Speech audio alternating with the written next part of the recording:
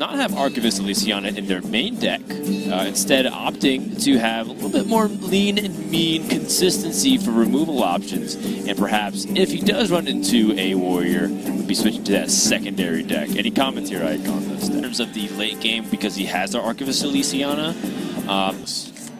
it's 1 mana kill a thing. well, I think what he wants to do is more stuff to pressure his opponent. So he's like playing War Gears, he's like playing Coppertail Imposter, he's cutting Brawl and Shield Slam and Shield Blocks. Wow. Well, AKAWonder's hand is pretty much the ideal 3-card hand, I would say, in pretty much all the matchups. 1 drop on 1 followed up by Snip Snap, which is one of the higher power cards in the deck. Also with the Clockwork Goblin curving into Blastmaster Boom in a little bit is really hard for any deck in the game to really deal with. Yep. I think, yeah, I definitely have seen that. I feel like Snip Snap just played as a magnetic ability on 3 has just so much power level that's difficult for decks to really pick apart because they don't have access to convenient removal when they don't have like Execute and stuff. And even then, Snip Snap is just so good at leaving stuff on the board for you to follow up Magnetize with, and it's resilient against things like Dynamatic too, so it's pretty effective. I think with this hand, you don't want to Snip Snap Magnetize now. Your opponent played 2 Organs, and one of them is going to always hit Militia Commander. So if you Magnetize it, the Militia Commander is going to value trade, and then both of the 1-drops will kill off the Microbots. So I think it seems safer to just value trade and play the 3/3. And try to draw something to do on 4, probably a Dynamatic on 5 maybe to offset the Militia Commander that comes down, and then go Snip Snap on 6 with a Magnetize or just 2 separate 2/3s and then follow up with Boom and hope that closes out.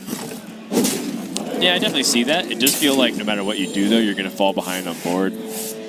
Almost however you choose to go about it, because Wrench Caliber does almost what feels like the same thing here in a pass from AKAWonder. Yeah, the Dynamatic is really what he's hoping for. Like Bobbyex, if his only option was to play the Militia Commander, then the Dynamatic can come down and clear off most of the health on that. But unluckily for AKAWonder, Bobbyex has the Omega Devastator that he just plays a 4/5 that doesn't really die to anything besides Shield Slam. So it's kind of an odd pressure tool. AK is probably just going to have to play a 5-mana Spider Tank to 1 just to kind of get something on board. Or this. Yeah, if he hits the Militia Commander. I don't know. I think that was a little bit risky because if you hit the Militia Commander, you hit Ziliax, you're super far behind on board. But I guess it's a 66% chance to hit Militia Commander, and it worked out here for sure.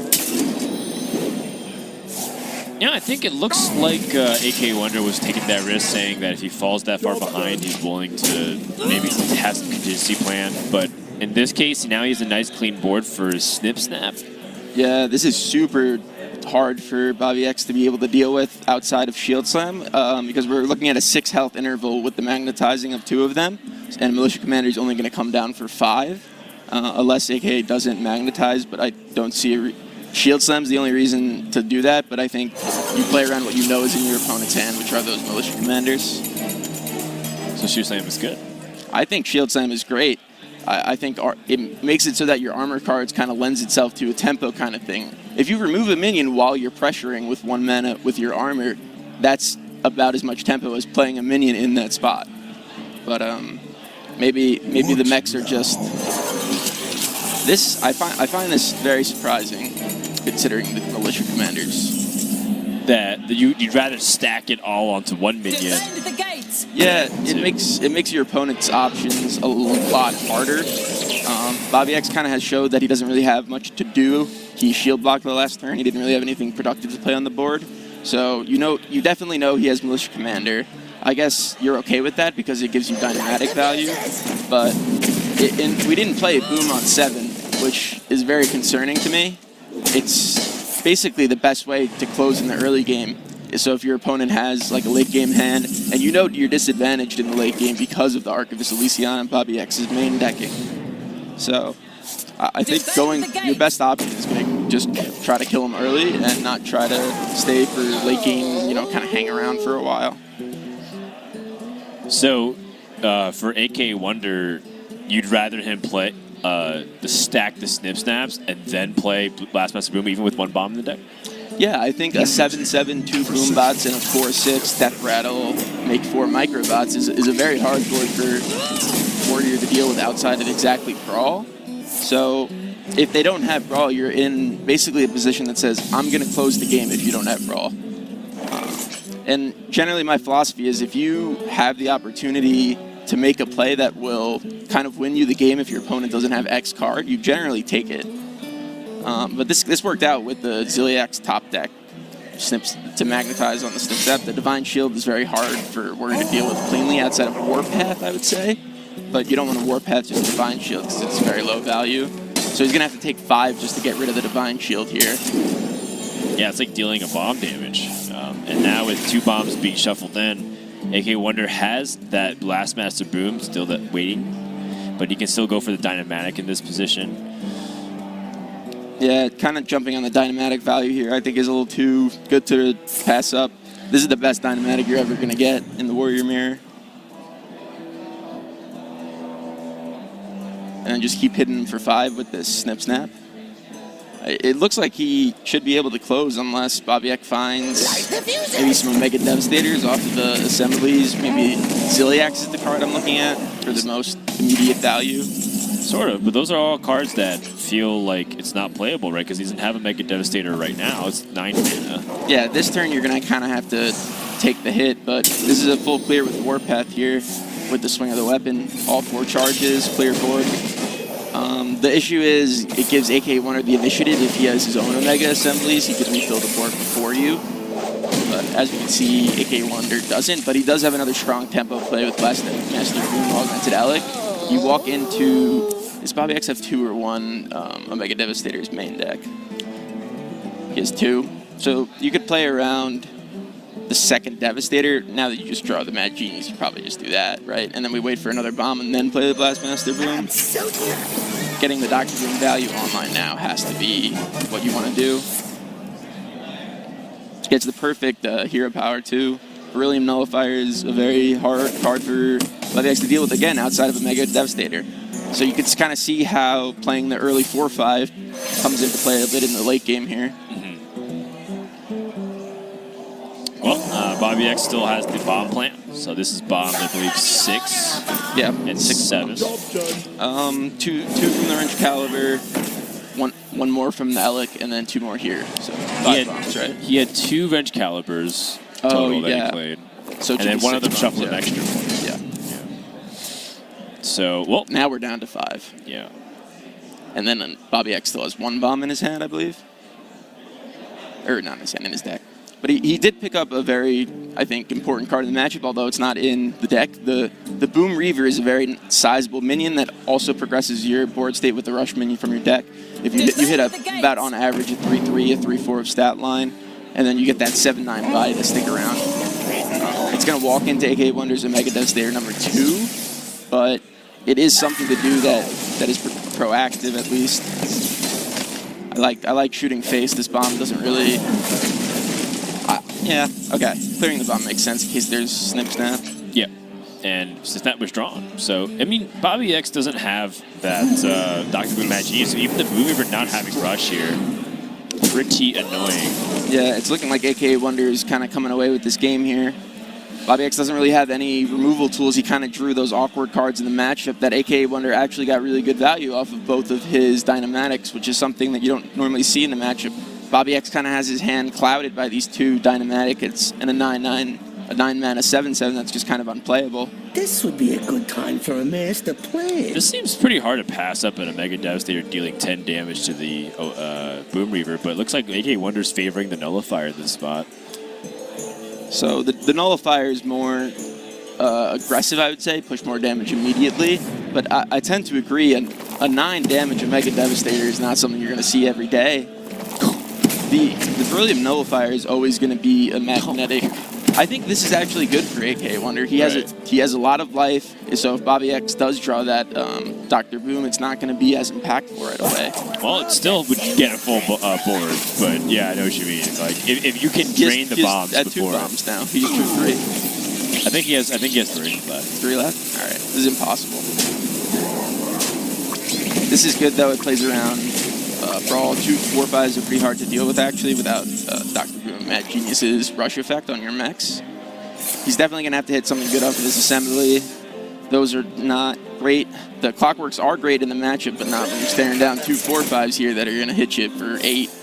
He has 3 Dynamatics that can't do anything. You're telling me 5 mana 3/4s aren't good?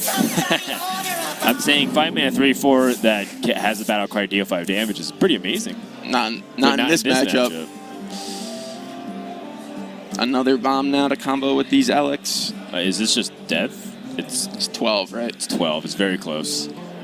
You can go for a boom lethal if you're feeling a little bit frisky, but the button's definitely too nice to pass. I'd probably order another bomb. Yeah, so you can nullify it this turn and then go for a quad bomb next turn.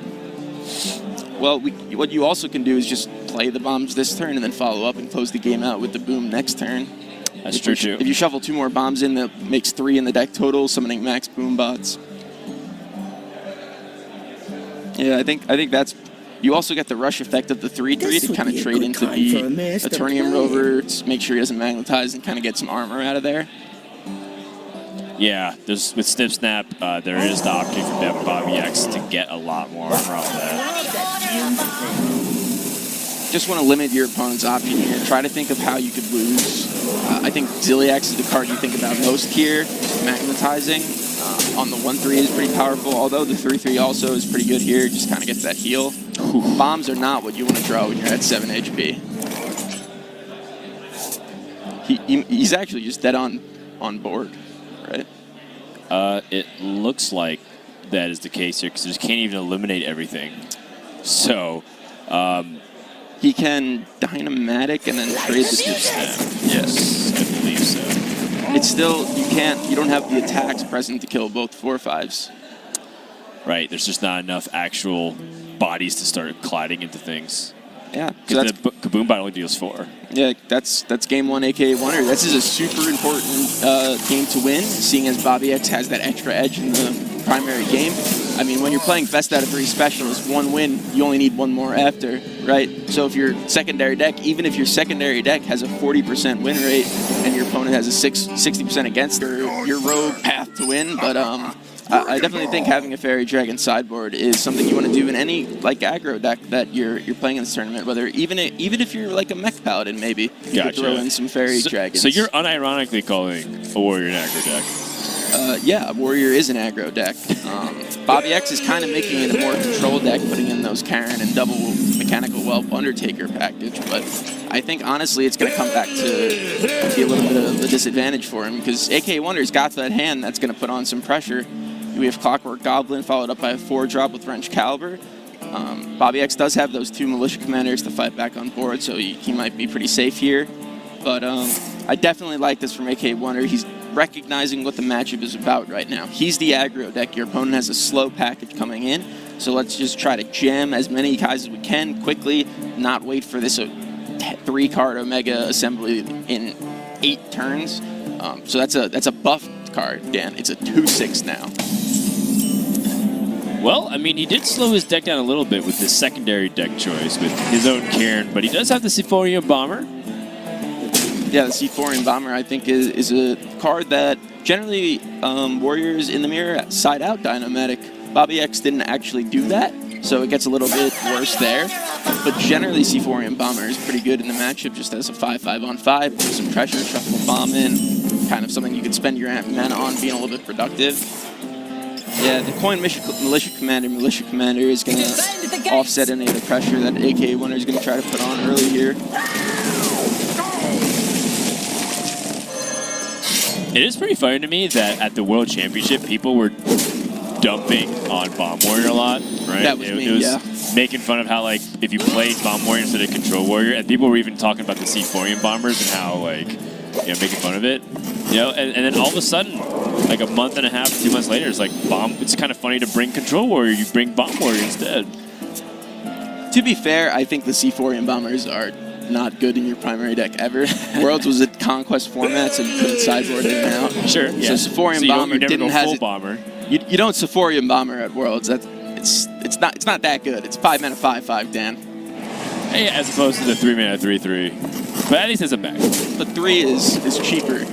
Playing it early, the stats matter less. True. There's Yes. less answers. And it helps the curve a lot better. Versus you do have a pretty decent amount of options as a warrior as time goes on. Bobbyex jumping on his dynamatic value after last game, having 3 of them stranded in hand here. The weapon swing seems a little bit curious to me. I guess he's worried about Harrison Jones exactly. I guess that's a fair assumption. AKAWonder did sideboard that in, I believe. Yes. I still don't know about it. I think holding the weapon for damage to minions here is more relevant. This comes up a lot when you're playing against the Town Crier deck. You kind of always play around Militia Commander because you know that on average is what your opponent's going to have. So I like thinking about that foremost. Yeah, this is. Are you sure these guys are thinking? I feel like they're playing so fast. This is what I like to see. This is my so speed quick. here. This is bombs. Yeah, right. I see you play on stream. You take forever to do your turns. Me? Yeah. Well, that's when I'm like co-oping, right? Yeah. Yeah, it's because we're all bantering. All right. Okay. I'm But sitting there. even in the World Championship, you've definitely taken some time, though. I think that was more for me to take a mental reset after getting destroyed. I was like, all right, let me at least stay on screen for a couple more minutes. Yeah, here. exactly. Right. You gotta milk it. But if they're like, no one's watching, play really fast. Play really fast. All about that muscle memory. That is pretty amusing to me. What, me losing at Worlds? Well, that, and also the fact that players, when they think no one's watching, play really quickly, and also probably pick their nose. Yeah. But not me. Not you. I do play really fast when no one's watching. I don't really have the patience when I'm like in my bed on my iPad taking turns to kind of just sit there and rope it out. Like I'm doing this to kind of keep my mind active while I do something else that's less productive. So you multitask. Yes. Gotcha. I'm a big fan of the multiple things open, playing them at the same time. Are you a big fan of killing your opponent with a big board of boombots? Yes. This is how I generally like to kill people with Warrior. I mean, Bobbyex did get the Dr. Boom Mad Genius, but this is looking kind of tricky. Yeah, he doesn't have any real way to remove the 7/7. You have Clockwork Goblin Ziliax, but you really want to fit this hero power in because it's taking so much bombs off the board. Yeah. Play the Karen first to try to soak up some of these bomb hits, and then hopefully next turn go with the Clockwork Goblin Ziliax to kill the 7/6. I think this is definitely his best chance to win. All bombs hit him in the 15 face. 15 damage Wow. to the face. Luckily, there's no mech for AKAWonder to magnetize, or he would be dead right now. Yeah, or Wrench Caliber. But it still is going to get a lot worse before it gets better here.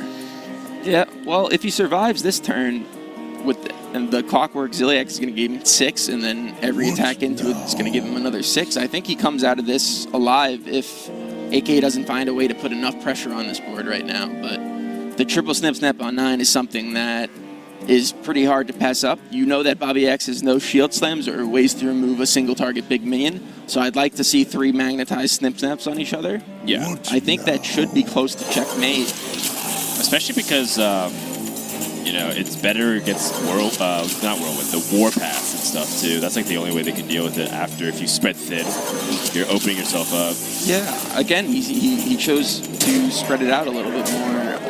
I'm not really sure about this. This also lends the option for Bobbyex to trade into the 2/3 and maybe get a brawl and try to have one of the 1/1 survive. That's another thing to think about. Yeah. It's also the turn before Mega Devastator. Yeah, there's no real way for him to deal with a 6/9 snap, right? Because he's going to be worried about this 7/6 that's hitting him. Then. Yeah, I mean, right now Bobbyex probably still eyeing that Ziliax in some capacity here. Yeah, I mean, the game plan is Clockwork Ziliax, kill the 7/6 and the 3/3, and hope there's no removal that denies him extra healing. But Omega Devastator and Ziliax in hand for AKAWonder is going to have a very clean answer for it. Is that actually just death? It's 6 plus 3 is 9.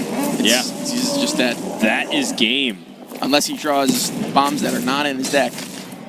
He would have to draw 6 bombs in a row, which is, according to Ike's math, about 100% likely. If there were 6 bombs, it would happen. All right, AKAWonder fast 2-0. This could probably be one of the quickest Warrior Mirrors we've ever seen. Yeah, who's complaining about Warrior Mirrors taking so long? This was quick. Yeah. If Warrior Mirrors were like this, I'd probably like it a lot better. Hey, I can get behind some Bomb Warrior as long as people play quickly and don't sit there with like Brewmaster Coin, Archivist Elysionic.